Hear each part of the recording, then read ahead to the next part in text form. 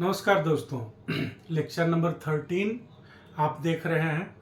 Time and tense chapter है और combination of tense topic है। लेक्चर नंबर 11 और 12 इन दोनों में हमने कॉम्बिनेशन के बड़े हिस्सों को पढ़ा। कॉम्बिनेशन है क्या कि कोई भी वाक्य हम लिखते हैं, कोई भी सेंटेंस लिखते हैं तो उसमें ज़रूरी नहीं है कि एक ही टेंस के शब्द रहें। मतलब जो वर्ब होते हैं या सेंटेंस का जो टुकड़ा होता है वो एक ही टेंस में सब बना हुआ रहे, ज़रूरी नहीं है। जो भी वर्ब यूज किया जा रहा होता है वाक्य को बनाने में, या एक बड़ा वाक्य है तो छोटे छोटे वाक्यों को जोड़ करके बनाया जा रहा हो, तो ज़रूरी नहीं है कि एक ही टेंस का स्ट्रक्चर लगेगा। उसमें सिर्फ प्रेजेंट लगेगा, सिर्फ पास्ट लगेगा, सिर्फ फ्यूचर लगेगा। या ये भी ज़रूरी नहीं है कि सिर्फ प्रेजेंट इंडेफिनिट या पास्ट परफेक्ट कंटिन्यूअस या प्रेजेंट परफेक्ट एक ही स्ट्रक्चर पे रहेगा। अलग अलग टेंस भी लग सकते हैं पास्ट प्रेजेंट फ्यूचर में से, और उनके अलग अलग स्ट्रक्चर भी लग सकते हैं। तो हमने लेक्चर नंबर 11 और लेक्चर नंबर 12 में पढ़ा कि क्या क्या कॉम्बिनेशन पॉसिबल है, जिसमें पहला हम लोगों ने पढ़ा 11th लेक्चर में कि अगर सेंटेंस कोई भी हो, कोई भी वाक्य पास्ट टेंस में शुरू हुआ हो और आगे हमें पास्ट लिखना हो या प्रेजेंट लिखना हो या फ्यूचर लिखना हो तो कैसे लिखेंगे, किन रूल्स को ध्यान में रखना होगा। फिर हमने देखा कि अगर पास्ट के बाद पास्ट रूल में कहा गया कि पास्ट में कोई भी सेंटेंस शुरू हुआ हो तो आगे पास्ट में ही होना चाहिए, उनके रूल्स थे वो हमने पढ़ा। फिर कहा गया कि पास्ट में कंडीशन होता है, सिंपल पास्ट में कब रखेंगे, पास्ट परफेक्ट को कैसे अवॉइड करेंगे, वो भी हमने पढ़ा। अब हम लोग अगले पॉइंट पे आते हैं। लेक्चर नंबर 13 है ये, इसमें हम लोग कॉम्बिनेशन का कौन सा हिस्सा पढ़ेंगे। इसमें हम लोग पढ़ने जा रहे हैं कि अभी तक हमने क्या पढ़ा कि पास्ट में शुरुआत हो रही है। अगर शुरुआत प्रेजेंट टेंस में हो रहा हो तब हम कैसे कंबाइन करेंगे स्टेटमेंट्स को। तो ये कहता है हम डायरेक्ट कॉम्बिनेशन का यूज कर सकते हैं, इसमें किसी तरह का कोई दिक्कत नहीं है, कोई अलग से रूल रेगुलेशन का सामना नहीं करना पड़ेगा। ठीक है। कब? जब सेंटेंस की शुरुआत प्रेजेंट में हो रही हो। मतलब क्या है कि अगर प्रेजेंट टेंस में पहला हिस्सा लिखा हुआ हो वाक्य का, उसके बाद कुछ भी आ जाए, पास्ट आ जाए, चाहे प्रेजेंट आ जाए, चाहे फ्यूचर आ जाए, इन तीनों में से कोई आ जाए, चाहे कोई आ जाए या सब आ जाए, अगर ऐसा कॉम्बिनेशन हुआ, खाली ध्यान क्या रखना है, शुरुआत पास्ट में हुई हो। मतलब जो वाक्य लिखा हुआ है उसका पहला हिस्सा, पहला वर्ब, पहला शुरुआत पास्ट में नहीं होके प्रेजेंट में हुआ हो, तब बाद में पास्ट आ जाए, प्रेजेंट आ जाए, फ्यूचर आ जाए या इनमें से कुछ भी आ जाए, तो कॉम्बिनेशन हम कैसे बनाएंगे, हम उन्हें डायरेक्टली कंबाइन कर सकते हैं, इससे कोई दिक्कत नहीं है। जैसे दो एग्जाम्पल के साथ आप समझिए इसको। पहला दूसरा क्या कह रहा है। पहला एग्जाम्पल कहता है राम जानता है कि मैं गरीब था। यहाँ पे शुरुआत हुई है प्रेजेंट में, राम जानता है, और प्रेजेंट के बाद वाला जो हिस्सा वो लिखा क्या है कि मैं गरीब था, ये पास्ट में लिखा हुआ है। तो हम क्या कर सकते हैं, डायरेक्टली राम जानता है का जो ट्रांसलेशन होगा वो बना देंगे, और मैं गरीब था का जो ट्रांसलेशन होता है वो बना देंगे, और दोनों को यहाँ पे की लगा हुआ है तो दैट के साथ कनेक्ट कर देंगे, जबकि पास्ट में ऐसा नहीं हो रहा था। लेक्चर नंबर 11 और 12 में हमने ये जाना है। तो राम जानता है, इसका ट्रांसलेशन हो जाएगा राम नोज। की के लिए दैट कंजंक्शन का यूज किए यहाँ पे, और उसके बाद मैं गरीब था के लिए क्या लिखा गया, I was poor. Direct combination, मतलब पहला हिस्सा का जो नॉर्मल केस में ट्रांसलेशन होता है वही लिखेंगे, फिर दूसरा हिस्सा का जो नॉर्मल केस में ट्रांसलेशन होता है वही लिखेंगे। इसमें कोई अलग से रूल रेगुलेशन फॉलो करने का जरूरत नहीं है। दूसरा एग्जाम्पल है, तुम सोच रहे हो कि सीमा तुम्हें फोन करेगी कि नहीं करेगी। मैं किसी को या आप किसी को बोल रहे हैं कि हम बताएं तुम अभी क्या सोच रहे हो, तुम सोच रहे हो कि पता नहीं सीमा अब कॉल करेगी कि नहीं करेगी। तो तुम सोच रहे हो, अभी आप सोच रहे हैं तो you are thinking right now, present की बात हो रही है। तो तुम सोच रहे हो का ट्रांसलेशन क्या बनेगा, यू आर थिंकिंग क्या चीज, whether Seema will call you or not, कि तुम्हें सीमा कॉल करेगी कि नहीं करेगी। ये प्रेजेंट में है, तुम सोच रहे हो तो यू आर थिंकिंग, और whether Seema will call you or not, Seema तुम्हें कॉल करेगी कि नहीं, ये फ्यूचर की बात है तो इसको फ्यूचर में लिख दिया गया।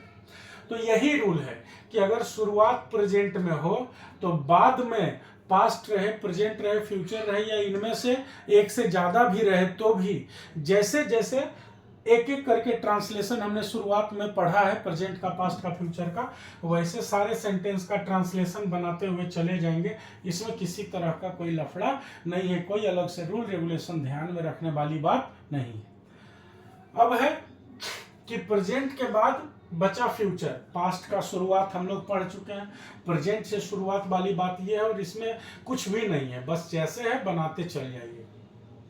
लेकिन कहता है कि अगर शुरुआत वाक्य की फ्यूचर टेंस से हुई हो, मतलब शुरुआत में कोई भी वाक्य लिखा हुआ हो, उसका पहला वर्ब जो हो, सबसे पहले जो शुरू हुआ हो वर्ब, वो किस में शुरू हुआ हो? फ्यूचर में। पहला जो वाक्य का हिस्सा हो सबसे पहला वो किस में हो? फ्यूचर टेंस में हो। तब क्या करते हैं?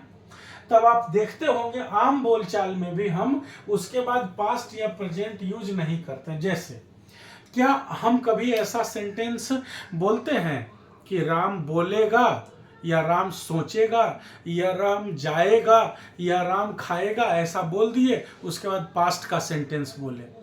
जैसे अगर आपको बोलना हो कि राम को पता होगा कि मैं राजा नहीं था, राम को पता होगा मतलब पता चलेगा, अभी पता नहीं है कि मैं राजा नहीं था, ये एक साथ कॉम्बिनेशन में Ram will know that I was not rich, तो ये एक साथ नहीं आया, ये दो अलग अलग सेंटेंस हो गया, ये कॉम्बिनेशन में नहीं गया। कॉम्बिनेशन हम किसे कहते हैं कि जब हम दो को या दो से ज़्यादा वाक्य के हिस्सों को कनेक्ट करके एक सिंगल वाक्य बना रहे हैं, तब क्या होना चाहिए? पहला से दूसरा, दूसरे से तीसरा कनेक्टेड माने प्रभावित होना चाहिए। पहला का अर्थ ही दूसरे पे, दूसरा का अर्थ पहले पे निर्भर करना चाहिए। तो आम बोलचाल की भाषा में क्या होता है? जैसे हम दिल्ली पहुंच जाएंगे तो उसको पैसा दे दिए थे, ऐसा बोलेंगे? कहिएगा, जब आपको कहा जाएगा कि भाई तुम लिए हो मोहन का पैसा कब दोगे, तो आप कहिएगा कि जब हम दिल्ली पहुंच जाएंगे तो मोहन को पैसा दे देते हैं, ऐसा होगा? या जब हम दिल्ली पहुंच जाएंगे तो मोहन को पैसा दे दिए थे, ऐसा बोलेंगे? नहीं बोलेंगे। मतलब हम शुरुआत ही काम का फ्यूचर में कर रहे हैं, बात का शुरुआत ही फ्यूचर टेंस में कर रहे हैं, तो आगे जाके पास्ट और प्रेजेंट का तो कोई चांस ही नहीं है। वहां के बाद फिर अगला काम होगा नहीं। जैसे भैया अभी पैसा नहीं है, जब हम दिल्ली पहुंच जाएंगे तब उसको पैसा दे देंगे, ऐसा हो सकता है। जब हम दिल्ली पहुंच जाएंगे तब मोहन को पैसा वापस कर देंगे।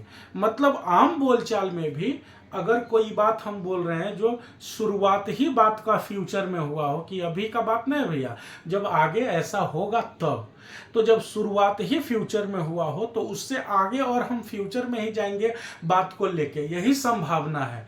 उसमें पास्ट और प्रेजेंट के आने की संभावना नहीं है। ठीक है? तो क्या कहता है कि आम बोलचाल की वही बात यहाँ लिखा हुआ है कि आम बोलचाल में भी पास्ट या प्रेजेंट नहीं आता है। फ्यूचर से अगर शुरुआत हुआ तो सिर्फ फ्यूचर ही आगे आएगा। जैसे जब मैं दिल्ली पहुंच जाऊंगा तो आपको बता दूंगा। अब मान लीजिए आप दिल्ली जा रहे हैं तो बोले पिताजी कि भाई पहुंच जाओगे तो मुझे फोन करना, तो ठीक है पिताजी, जब पहुंच जाएंगे तो फोन कर देंगे, ऐसा बोल सकते हैं? पिताजी बोले कि पहुंच जाओगे तो फोन कर देना कि हाँ ठीक से पहुंच गए हैं, तो आप जवाब दीजिएगा कि हाँ पिताजी जब दिल्ली पहुंच जाएंगे तो आपको बता दिए थे, या जब हम दिल्ली पहुंच जाएंगे तो आपको फोन कर दिए हैं, ऐसा बोलेंगे? नहीं। क्या बोलेंगे कि ठीक है पिताजी जब दिल्ली पहुंच जाएंगे तो आपको फोन कर देंगे, या जब दिल्ली पहुंच जाएंगे तो आपको बता देंगे, ऐसा बोला जाएगा। तो हम फ्यूचर में अगर सेंटेंस की शुरुआत करते हैं जब दिल्ली पहुंच जाऊंगा, पहला एक्शन जो है वो खुद ही फ्यूचर में है, तो आगे का जो एक्शन होगा वो ऑटोमेटिकली फ्यूचर में ही होगा, प्रेजेंट और पास्ट में होने का कोई चांस ही नहीं है। जैसे दूसरा एग्जांपल से समझिए, करा अगर वह मुझे कॉल करेगी तो उससे बात करूंगा, मतलब क्या है? कंडीशन कर रहा है, दोनों काम फ्यूचर में होने वाला है, अभी बातचीत नहीं चल रही है, लेकिन इसका शर्त है, इसका मन है, इसका बात है। क्या कह रहा है ये कह रहा है कि अगर वह कॉल करेगी तो उससे बात करूंगा, कॉल नहीं करेगी तो मैं अलग से उसको फोन करने वाला नहीं हूं, मैं उससे बात नहीं करूंगा, वही मुझे कॉल करेगी तब मैं उससे बात करूंगा, ये कह रहा है। मतलब दोनों फ्यूचर में होने वाला काम है और पहला काम जो फ्यूचर में है तो उसके बाद वाला काम फ्यूचर में ही होना चाहिए, प्रेजेंट या पास्ट में हम लिख ही नहीं सकते हैं। इस सेंटेंस को ऐसा कह सकते हैं, वह मुझे कॉल करेगी तो मैं उससे बात करता था, ऐसा कहेंगे। या जब तुम यहां आओगे तब मैं तुझे खाना खिलाता हूं, नहीं, जब यहां आओगे तो खाना खिलाऊंगा, ऐसा होगा। तो फ्यूचर से शुरू होके आगे भी कैरी करता है सेंटेंस अपने आप को फ्यूचर में ही। इस केस में क्या होता है, ध्यान रखना होता है, दोनों फ्यूचर प्लस फ्यूचर हो तो कभी भी, इस स्लाइड के बाद मैं इसको समझाने के बाद आगे लिख भी दूंगा कि कभी भी एक सेंटेंस का 2 हिस्सा, 3 हिस्सा, 4 हिस्सा में बटा हुआ हो, कितना भी हो, हम लगातार 2 मोडाल्स का यूज नहीं करते हैं। मतलब कॉम्बिनेशन अगर हम बना रहे हैं तो पहला हिस्सा में भी विल या शैल, तो दूसरा हिस्सा में भी विल या शैल, ऐसा नहीं लिखते। जैसे पास्ट परफेक्ट वाले कॉम्बिनेशन में बताए थे ना लेक्चर नंबर 12 में कि हम हैड का यूज नहीं करते, मतलब 2 गो हैड का, जैसे the train had departed before we had reached the station, ऐसा नहीं लिखते, 2 बारी हैड नहीं लिखते। करते क्या है, जो काम पहले हुआ हो उसको हैड के साथ लिखते हैं, माने पास्ट परफेक्ट में, और जो काम बाद में हुआ उसको हम सिंपल पास्ट में लिखते हैं, माने सब्जेक्ट प्लस V2 वाले फॉर्मेट में। ठीक है, तो ठीक इसी तरह से मोडाल्स प्लस मोडाल्स का सिचुएशन गलत होता है। कभी भी shall shall, will shall will shall, can will can, can में कैन, माने दोनों तरफ फ्यूचर है तो दोनों तरफ मोडाल का यूज। वर्ब में हम लोग पढ़े हैं ना, सेकेंडरी ऑक्सिलियरी माने मोडाल वर्ब जिसे कहते हैं, क्या होते हैं, will would, shall should, can could, may might, need not, dare not, ought to, about to, must, 13 को होता है। तो इन मोडाल्स में से कोई भी 2 का एक दूसरे के साथ हम यूज नहीं करेंगे। दोनों, सारा मोडाल्स क्या बताता है, प्रोबेबिलिटी या पॉसिबिलिटी, माने फ्यूचर। मोडाल्स का यही काम है। अगर नहीं पढ़े तो बेसिक्स में जाइएगा, वर्ब जिसमें पढ़ाए हैं बेसिक्स, आप प्ले लिस्ट में जाइएगा, चैप्टर नंबर 1 में जो बेसिक्स है तो उसमें दूसरा या तीसरा लेक्चर होगा। तो वर्ब के बारे में जब पूरा बताए हैं, main verb, helping verb.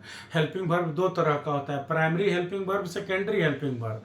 Primary helping verb होता है डू बी हैव, और सेकेंडरी हेल्पिंग वर्ब जो होता है उसका ही नाम है modal verb. Secondary helping verb बोलिए चाहे मोडाल वर्ब बोलिए, तो जो सेकेंडरी हेल्पिंग यानी मोडाल वर्ब है वो 13 है, shall should can could will would may might need not dare not, ought to, about to और मस्ट, 13 हुए। तो इन 13 में से किसी भी 2 को हम एक साथ यूज नहीं करते हैं।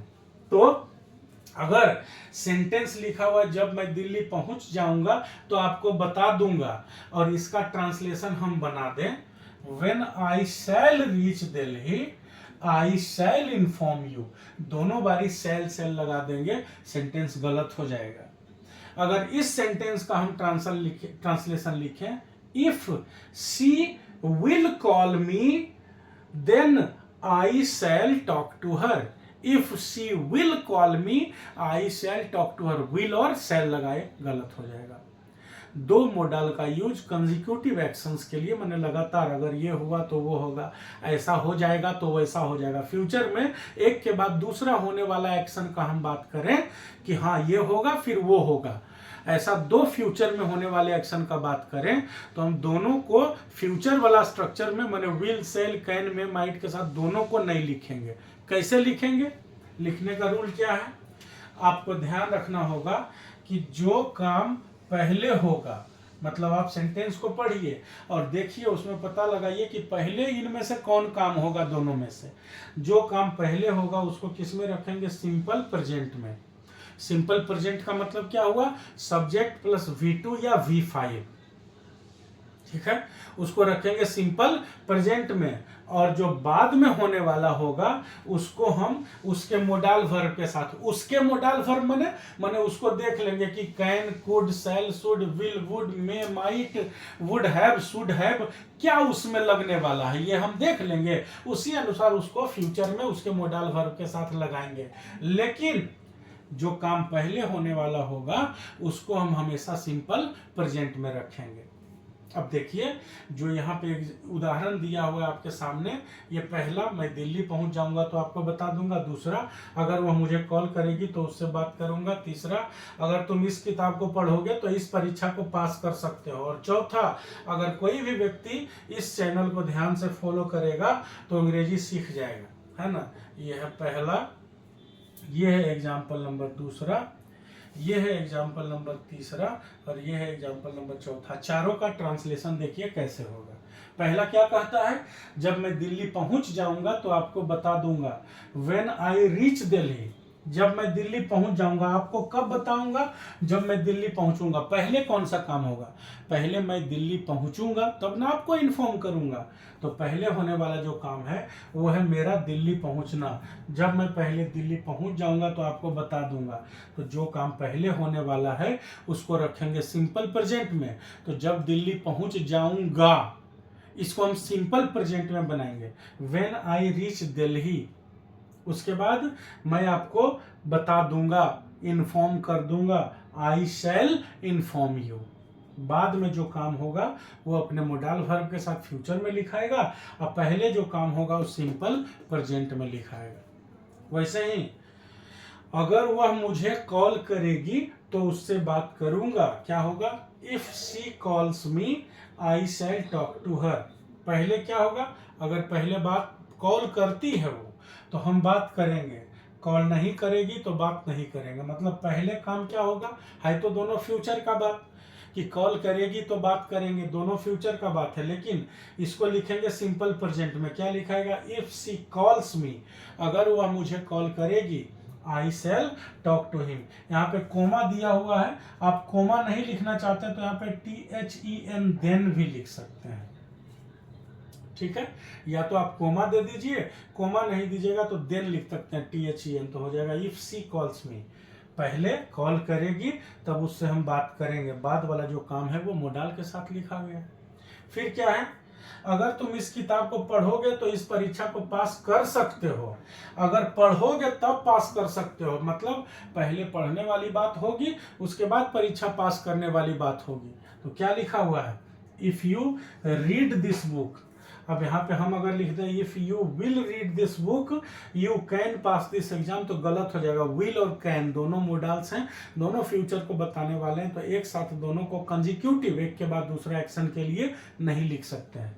अगर लिखेंगे if you will read this book you can pass this test, ये गलत होगा। क्या लिखना होगा, जो काम पहले होगा, पहले किताब पढ़िएगा कि पहले पास कीजिएगा, पहले किताब पढ़ना है तो लिखिएगा सिंपल प्रेजेंट में, if you read this book you can pass this exam. और अगर किधर है इसमें, सॉरी, कोई भी व्यक्ति अगर इस चैनल को ध्यान से फॉलो करेगा तो अंग्रेजी सीख जाएगा। तो पहले चैनल को फॉलो करना है ध्यान से, तब ना अंग्रेजी सीखेगा, बाद में अंग्रेजी सीखेगा। पहले फॉलो करना होगा, फिर फॉलो करते करते in due course of time सारी चीजें जानिएगा तो सीख जाइएगा। तो क्या लिखा हुआ है, if someone follows, simple present में है ना, समवन सिंगुलर सब्जेक्ट होता है, वर्ब सिंगुलर है, V5 सब्जेक्ट प्लस V5 मतलब सिंपल प्रेजेंट हुआ। तो if someone follows this channel, अगर कोई व्यक्ति इस चैनल को फॉलो करेगा सीरियसली, ध्यान से, तब क्या होगा, ही विल लर्न इंग्लिश। यहाँ भी आप कोमा दे सकते हैं, नहीं तो कोमा नहीं देना चाहते हैं तो THEN देन लिख दीजिए। क्लियर है, समझे। अगर इसको हम लिखें if someone will follow this channel seriously he will learn English, तो विल का कॉम्बिनेशन गलत हो जाएगा, ठीक है। तो एक दो और एग्जांपल देते हैं, और इसमें एक कंडीशन है कि बीच में अगर कंजंक्शन के रूप में बिफोर का यूज हो जाए, BEFORE बिफोर का यूज, तब क्या होगा। उन दोनों को कुछ एक दो एग्जांपल्स भी बताते हैं कि देखिए क्या ध्यान रखना है। उसके बाद बिफोर वाला कंडीशन लिखते हैं, उसके बाद आगे बढ़ेंगे, ठीक है।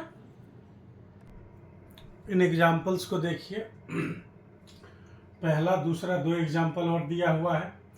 कह रहा है वह तैरना सीख सकती है अगर वह मेरे साथ कोशिश करेगी तो।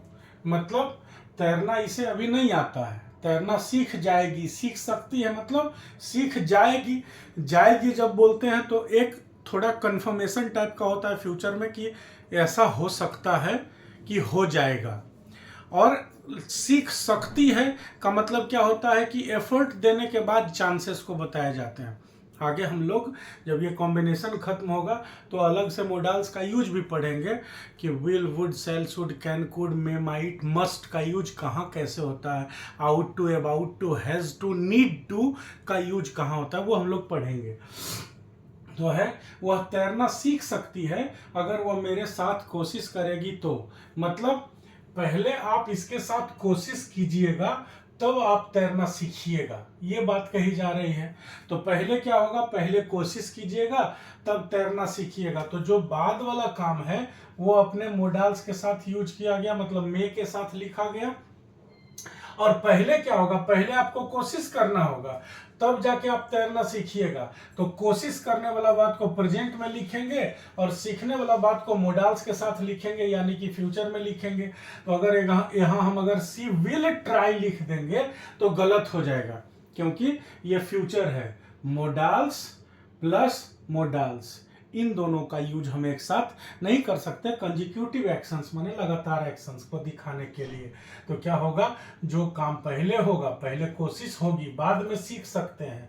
तो जो काम पहले होगा उसको हम सिंपल प्रेजेंट में लिखेंगे। सिंपल प्रेजेंट माने सब्जेक्ट प्लस, यहाँ पे V5 लग रहा है, सिंगुलर है तो सिंगुलर, सब्जेक्ट प्लस V1 या V5 लगता है, C सिंगुलर है इसलिए ट्राइज। फिर है, जब तुम सारे सवालों के जवाब दे दोगे तो मैं तुम्हें इनाम दूंगा। पहले आपको जवाब देना होगा, उसके बाद मैं इनाम दूंगा। पहले जवाब मिलेगा तब इनाम मिलेगा। तो क्या लिखा हुआ है, When you will answer all the questions, I shall give you a prize। यहाँ पे देखिए क्या लिखा हुआ है, will। यहाँ पे देखिए क्या लिखा हुआ है, shall। हम लोग जानते हैं मोडाल्स प्लस मोडाल्स नहीं होता, will will, shall shall, can will can, may can, can may, shall में, मे शैल, माने दो मोडाल्स एक साथ कंजिक्यूटिव एक्शंस के लिए, एक के बाद दूसरा कि ये होगा तो वो होगा तो वो होगा, ये दिखाने के लिए दो मोडाल्स कभी भी एक साथ नहीं आएंगे। तो यहाँ पे विल और सेल दोनों यूज किया गया है दो सेक्शन में, इसको विल के साथ उसको सेल के साथ, ये गलत है। सही क्या होगा, सही होगा कि जो काम पहले होगा वो रहेगा सिंपल प्रेजेंट में, जो काम बाद में होगा वो चला जाएगा अपने फ्यूचर में, अपने मॉडल के हिसाब से। तो जब तुम सारे सवालों के जवाब दे दोगे तो मैं तुम्हें इनाम दूंगा, मतलब पहले जवाब वाला बात होगा उसके बाद इनाम वाला बात होगा। तो व्हेन यू विल आंसर नहीं, विल कट जाएगा, क्या होगा, when you answer subject plus V1 simple present, चूंकि यू प्लूरल वर्ब लेता है अपने साथ तो आंसर हो गया यहाँ पे। तो ये सिंपल प्रेजेंट हो गया और ये अपने फ्यूचर के साथ मैं तुम्हें इनाम दूंगा, तो I shall give you a prize. ठीक है, क्लियर है। अब फिर हम आते हैं कि इसका एक कंडीशन है। वो कंडीशन क्या है इसका, कंडीशन कहता है कि अगर कंजंक्शन के तौर पर, मतलब सेंटेंस को जोड़ने वाला कनेक्टर जो होता है, बीच में किसका यूज हो जाए, बिफोर का। ध्यान दीजिएगा इस बात पे, और कोई कंडीशन नहीं है फ्यूचर का, यही दो बात का आपको ध्यान रखना पड़ेगा। कौन कौन सी बात का ध्यान रखना पड़ेगा आपको, ध्यान आपको दो बातों का रखना पड़ेगा। कौन कौन सा, एक कि अगर फ्यूचर प्लस फ्यूचर का कॉम्बिनेशन बन रहा है तो क्या होगा, तब ये होगा कि पहले जो काम होने वाला होगा वो होगा सिंपल प्रेजेंट में, और बाद में जो काम होने वाला होगा वो होगा फ्यूचर में। अपना फ्यूचर के साथ सिंपल फ्यूचर है तो विल शैल, कैन में का यूज लग रहा है तो कैन में, जैसे भी यूज हो रहा है उसके साथ वैसा यूज होगा फ्यूचर का। वो अपना समझे जो वर्ब लगेगा, लेकिन जो पहले होगा वो होगा सिंपल प्रेजेंट में। ठीक है, लेकिन ये कह रहा है कि अगर ऐसा हुआ, कैसा, कि सेंटेंस के बीच में कंजंक्शन के तौर पे बिफोर का यूज किया जा रहा है, तब इस बात का ध्यान रखिएगा कि पहले क्या करते थे, पहले आप करते थे कि जो सेंटेंस लगता था आपको कि ये काम पहले, सेंटेंस में, वाक्य में जिस काम को देख के आपको लगता था कि ये काम पहले होगा उसको रखते थे सिंपल प्रेजेंट में, और जिस काम को देख के लगता था कि ये बाद में होगा उसको उसके फ्यूचर में रखते थे। ये अभी तक होते आ रहा था, लेकिन अब इसमें थोड़ा सा बदलाव होगा। क्या बदलाव होगा, कहता है कि अगर बिफोर का यूज कंजंक्शन के तौर पे किया गया तो आपको एक बात का ध्यान रखना है। किस बात का ध्यान रखना है, कि पहले होने वाला जो काम होगा उसको पहले रखते थे प्रेजेंट में, अब उसी को रखिएगा फ्यूचर में। जैसे वह तुम्हारे आने से पहले यह काम खत्म कर देगा। इस सेंटेंस को अगर आप गौर से देखिएगा, समझिए इसको, वह तुम्हारे आने से पहले यह काम खत्म कर लेगा, मतलब जिस भी काम को खत्म करने की बात हो रही है वो काम कब हो जाएगा, तुम्हारे आने से पहले वो काम कर लेगा। अब ये बताइए कि ये जो व्यक्ति है ये पहले काम खत्म करेगा कि पहले आप आइएगा? सेंटेंस को देखते हुए बताइए कि क्या होगा, पहले काम खत्म होगा कि पहले पहले काम खत्म होगा? वह तुम्हारे आने से पहले काम खत्म कर लेगा, तो पहले काम खत्म होगा कि पहले आप आइएगा? क्या होगा, पहले काम खत्म कर देगा। और कहता है कि अगर बिफोर का यूज किया गया, देखिए यहाँ बिफोर लिखा हुआ है ना, अगर बिफोर का यूज किया गया हो तब जो आपको लगे कि पहले हो जाएगा उसी को फ्यूचर में रखिए। पहले क्या करते थे, जो लगता था प्रेजेंट में, सॉरी, जो लगता था पहले होगा उसको प्रेजेंट में रखते थे और जो बाद में होगा उसको फ्यूचर में रखते थे। अब क्या करेंगे, उल्टा कर देंगे। जो लगता था पहले होगा वो प्रेजेंट में, जो बाद में वो फ्यूचर में। अब इसको उल्टा कर देंगे। उल्टा क्या करेंगे, जो लगेगा कि पहले होगा उसी को फ्यूचर में रखेंगे और जो लगेगा कि बाद में होगा उसको प्रेजेंट में रखेंगे। जैसे he will finish this work before you come, he will finish this work, वह यह काम खत्म कर देगा कब, बिफोर यू कम, आपके आने से पहले। आपके आने से पहले ही काम खत्म कर देगा, मतलब आप पहुंचिएगा बाद में, काम खत्म होगा पहले, लेकिन जो पहले हो रहा है उसी को हम फ्यूचर में लिख रहे हैं, माने मोडाल्स के साथ लिख रहे हैं। और जो बाद में काम होगा, बाद में आप पहुंचिएगा वहां, काम खत्म होने के बाद आप आइएगा, तो इसको हम लिखे सिंपल प्रेजेंट में। इस बात का ध्यान रखना है कि फ्यूचर प्लस फ्यूचर कॉम्बिनेशन में आमतौर पे जब बिफोर का यूज नहीं किया गया हो तब जो काम पहले होगा उसको हम रखेंगे सिंपल प्रेजेंट में, जो काम बाद में होगा उसको उसके फ्यूचर के हिसाब से लिखेंगे मोडाल्स के साथ। लेकिन अगर कंजंक्शन के तौर पे बिफोर का यूज कर लिया गया तब ध्यान रखना है कि जो काम पहले होगा हम उसी को फ्यूचर में रखेंगे और जो काम बाद में होगा उसको हम प्रेजेंट में रखेंगे। दूसरा एग्जांपल देखिए क्या है, बारिश शुरू होने से पहले मैं घर पहुंच जाऊंगा, मतलब बारिश शुरू होगी उससे पहले मैं पहुंच जाऊंगा, दोनों फ्यूचर में है। अब पहले क्या होगा, पहले बारिश शुरू हो जाएगी कि उससे पहले आप घर पहुंच जाइएगा? पहले आप घर पहुंचिएगा तब बारिश शुरू होगी। इसका यही ना कहने का मतलब हुआ कि टेंशन मत लो, बारिश जब शुरू होगी ना उससे पहले मैं घर पहुंच जाऊंगा, ये कहने का मतलब हुआ। तो पहले घर पहुंच जाऊंगा उसको हम रखेंगे फ्यूचर में, जो काम पहले होगा उसी को रखेंगे फ्यूचर में। क्या है, I shall reach home before the rain starts, बाद में बारिश शुरू होगी, इसी को रखेंगे प्रेजेंट में। ठीक है, इसी तरह से राम के जाने से पहले तुम जा सकते हो, तुम जा सकते हो मतलब पहले कौन जाएगा, तुम जा सकते हो पहले, तो इसी को मोडाल्स के साथ लिखेंगे। यू कैन गो, कब, बिफोर राम गोज, राम के जाने से पहले। क्लियर है, आराम से देख लीजिए, सारे स्ट्रक्चर को समझ लीजिए। ये पूरा कॉम्बिनेशन को बता रहा है। अभी तक में हम लोग जितना भी पढ़े हैं, लेक्चर नंबर 11, लेक्चर नंबर 12 और ये है लेक्चर नंबर 13, 13th लेक्चर है ये। टाइम एंड टेंस टॉपिक का कॉम्बिनेशन जो हम पढ़ रहे थे, कॉम्बिनेशन यहाँ पे आके खत्म होता है। हर तरह का कॉम्बिनेशन हम लोग पढ़ चुके हैं। तो आप 11, 12, 13 वाला स्ट्रक्चर जितना भी है, तीनों वीडियो को शांति से देखिएगा तो पूरा ट्रांसलेशन का फॉर्मेट आपको टेंस के अलावे जो स्ट्रक्चर होता है, टेंस में तो एक एक करके लिखते हैं, सब समझ में आ जाएगा। एग्जाम्पल्स को दोबारा पढ़िए, कंडीशंस को दोबारा पढ़िए, बड़े आसान हैं, बस थोड़ा सा ध्यान रखने का जरूरत है।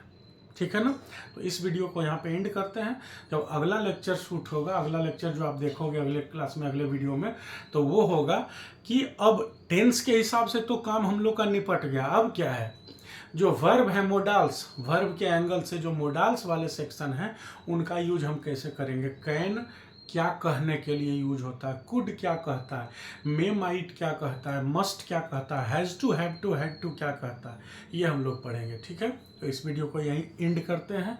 वीडियो अच्छा लगे तो शेयर ज़रूर कीजिए, चैनल को सब्सक्राइब भी प्लीज़ कीजिए और अपने दोस्तों को भी बताइए कि अगर अच्छा चैनल है, अच्छे वीडियोज आते हैं, अच्छा कंटेंट होता है, पीडीएफ भी अवेलेबल होता है। आप जानते ही हो कि हर चैप्टर का पहला और आखिरी वीडियो में पीडीएफ का लिंक रहता है डिस्क्रिप्शन में।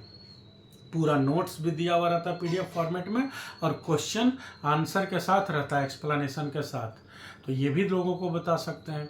वीडियो को लाइक भी कीजिए, कमेंट भी इस पर कीजिए। तब तक अच्छे से रहिए, पढ़ते रहिए। Thank you, all the best.